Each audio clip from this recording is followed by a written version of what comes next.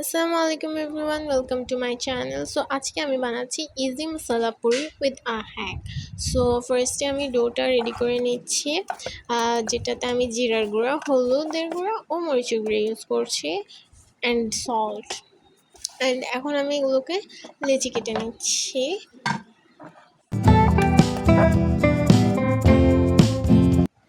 So the heck is, একটা polythene নিয়ে ওটার ভিতরে লেচি ঢুকিয়ে একটা মগ বা ভারী কিছু দিয়ে প্রেস করলেই রেডি হয়ে যাবে মশালা Puri.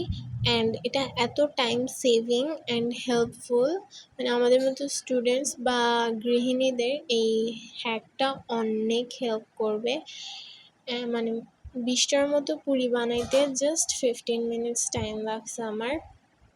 So it's really helpful. আপনারা বাসায়ও ট্রাই করতে পারবেন।